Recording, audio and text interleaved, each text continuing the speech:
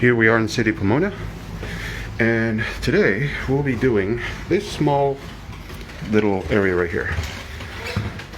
Just a sand and refinish, and you can start to see exactly what the floor is going to look like. If you remember, this was not pretty. It was actually pretty rough. There were some questions, but as you can tell, the floor's been nice and clean, multiple layers of finish. And it really shouldn't take too long to do. We'll be done. I have no reason to think we're not going to be done today.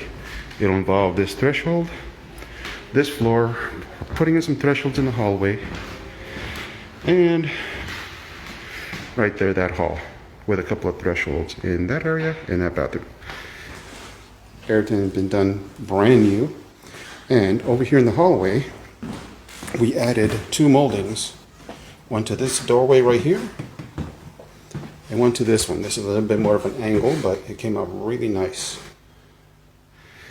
Someone's still home, so I can't go all the way down yet. So, we'll keep track of this as the day goes and see how it comes out. So, another good job done. Now I just gotta wait for the homeowner to take a look at it right before we put that last one on, and we are done.